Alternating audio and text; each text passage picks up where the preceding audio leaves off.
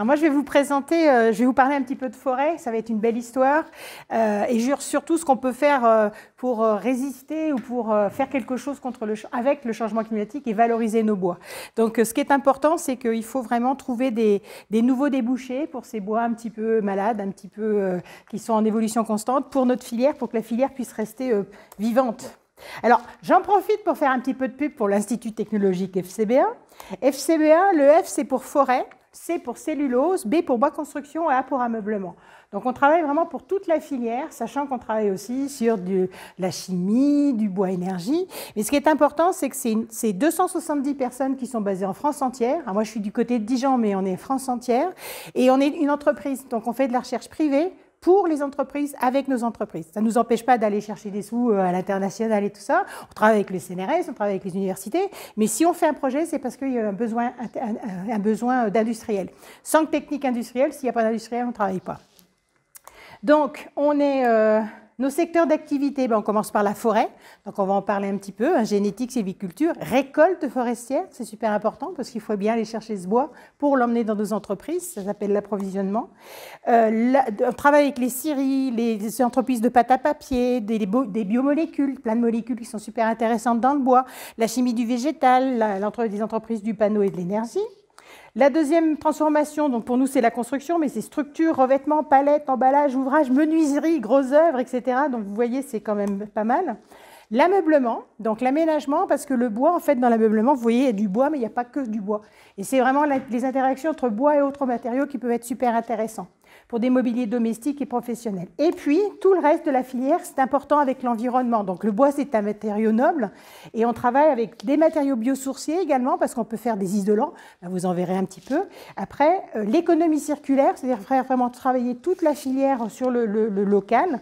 Des bilans carbone parce que le but du jeu, c'est de valoriser notre bois. Et puis, on travaille aussi avec le secteur de la santé. L'utilisation et la caractérisation des épicéas scolytés, donc deux études du FCBA que je vous présente ici. La première s'appelait INES et le nouveau projet s'appelle Promesse et qui, j'espère, tiendra toutes ses promesses pour l'utilisation des épicéas scolytés en construction. Depuis 2018, on a des zones dans le Grand Est, en Bourgogne-Franche-Comté, qui sont vraiment atteintes par des infestations de scolytes. Et puis, il y a une accélération du processus depuis 2022. Donc, les questions des industriels et puis aussi des propriétaires forestiers, c'était vraiment de savoir si on pouvait valoriser des bois en construction et quel est l'impact sur la qualité mécanique des épicéas, mais également l'impact sanitaire en environnement intérieur. Donc, le programme de travail, c'est vraiment de travailler sur la caractérisation des épicéas scolytés avec des caractérisations physico-mécaniques sur plus de 150 planches sélectionnées au niveau d'attaques différents, mais également de compléter par une analyse sanitaire en environnement intérieur en réalisant des prélèvements dans 2 bâtiments construits avec du bois scolyté sur 2 saisons, une au printemps et une en automne. Le premier projet s'appelait INES et on avait également déjà travaillé, le FCBA avait déjà travaillé sur la caractérisation des épicéas scolytés pour les utiliser en bois construction. Ce qui est important, c'est qu'on a vraiment suivi la traçabilité des arbres, puis des grumes, puis des planches et on a choisi et récolté des épicéas sur une même parcelle selon des modalités d'attaque différentes. On a cherché des épicéas sains qui ont joué un rôle de contrôle. On a trouvé des épicéas scolytés frais, donc on voyait que l'attaque était arrivée, mais ils étaient vraiment presque sains. On a trouvé des épicéas scolytés vieux, c'est là où on voyait de la sueur et que l'attaque était réellement sévère. Et on a enfin travaillé sur des bois scolytés secs, donc vraiment morts sur pied. Donc ces 4 différentes qualités, enfin ces 4 différentes modalités d'attaque ont permis de travailler sur les 4, sur beaucoup de zones et puis beaucoup de quantités d'attaques. Tout d'abord, on a travaillé sur l'impact des scolytes sur le procédé de sciage. On a travaillé également pour vérifier l'impact de l'attaque des scolytes sur le procédé de séchage. L'impact du scolyte a été vérifié aussi sur le collage. Et enfin, on a travaillé sur la tenue des finitions. Donc, les résultats, les modes opératoires, les méthodologies sont disponibles sur le site FCBA. L'étude s'appelle INES et vous aurez accès au rapport final et à une présentation PowerPoint. Donc, en rappel et en conclusion générale, on a une différence au niveau du rendement, au niveau du sciage, tant en vitesse qu'en rendement. Et évidemment, c'est les épicéas les plus atteints qui induisent une perte de rendement entre 10 et 15%. Par contre, les aspects qui ne présentent pas de variation des bois scolytés par rapport aux bois sains, eh bien, au niveau du séchage, il n'y a pas de différence, au niveau du collage, il n'y a pas de différence, et au niveau des finitions pour des attaques modérées, il n'y a pas non plus de différence. Donc la première étude, les conclusions, c'est qu'on peut exploiter des bois scolités et les utiliser en construction. On peut les utiliser aussi sous forme de lamellés collés notamment. Donc ça confirme l'intérêt d'exploiter rapidement des bois, de les sécher pour limiter les dégradations. Donc l'étude, je vous le rappelle, est sur le site du FCBA. Le projet INES vous donnera tous ces résultats. La suite logique, puisque quand je présentais l'étude, les industriels parlaient, mais quoi, quid du niveau mécanique, quid de l'air intérieur. Donc on a pu déposer le projet auprès du Conseil régional Bourgogne-Franche-Comté et Grand Est. Et on a pu continuer le projet qui s'appelle maintenant Promesse pour travailler sur les propriétés physico-mécaniques et vérifier l'impact sanitaire de l'usage des épicéas scolités en environnement intérieur. Donc, pour travailler sur les propriétés physico-mécaniques, on a réalisé des essais destructifs sur des prélèvements d'échantillons de sciage et ce sont les mêmes échantillons qui ont été utilisés pour la première étude. Donc, ça veut dire qu'on va vraiment pouvoir valider et vérifier l'impact des attaques de scolytes sur les propriétés mécaniques des sciages d'épicéas. Donc ça c'est important, ça complète en fait la première étude. Et puis on va aller un petit peu plus loin pour vérifier l'impact sanitaire de l'usage des épicéas scolités en environnement intérieur et en réalisant des prélèvements dans 2 bâtiments, puisque on a trouvé un bâtiment en Bourgogne-Franche-Comté et un bâtiment dans le Grand Est, et puis voir ce qui se passe sur les qualités de l'air intérieur. Les tests sur les essais, sur tout ce qu'on avait, le matériel mis à disposition, on a d'abord commencé par des tests essais de flexion 4 points à champ. Et donc, sur le document, vous voyez bien qu'on va jusqu'à la rupture de nos pièces.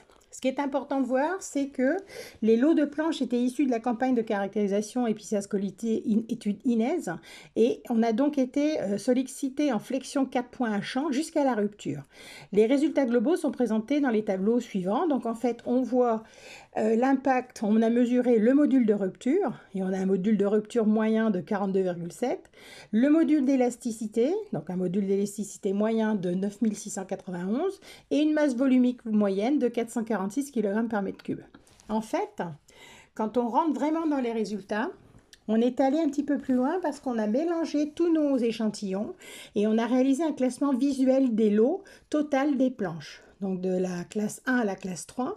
Et puis on a regardé comment les propriétés mécaniques étaient obtenues. Pareil, module de rupture, module d'élasticité et masse volumique. Selon la norme, évidemment, pour être sûr que les résultats pourront être utilisés.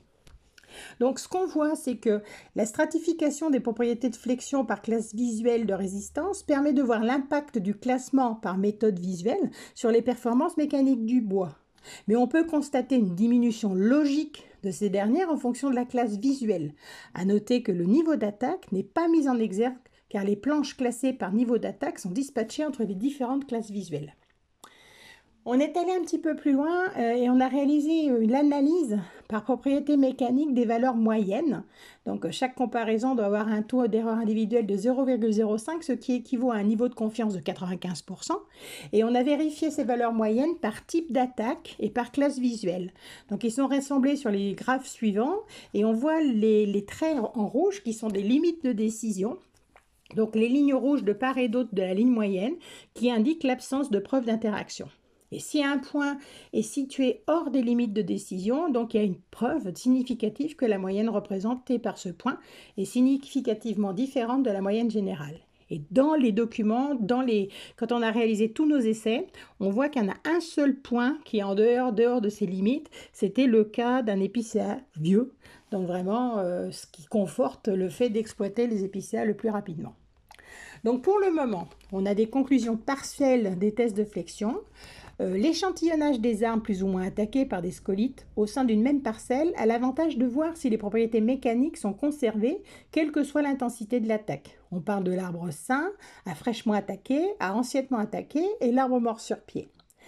Les propriétés dépendent également de la qualité intrinsèque des planches. C'est pourquoi nous avons stratifié nos analyses par classe de résistance obtenues par méthode visuelle, soit les classes ST1, ST2 et ST3, puis par niveau d'attaque.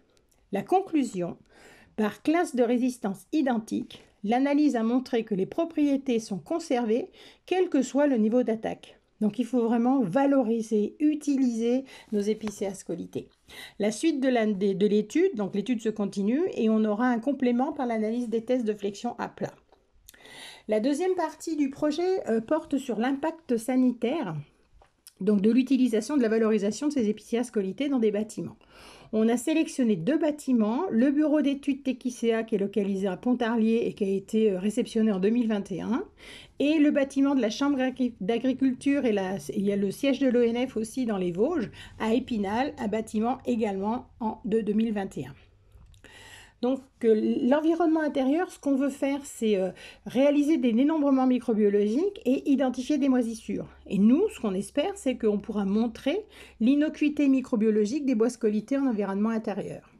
Donc les méthodes de prélèvement, on a 2 méthodes, soit par un biocollecteur, par impaction ou par filtration, soit en surface. Donc on utilise des scotch ou des écouvillons pour récupérer des échantillons.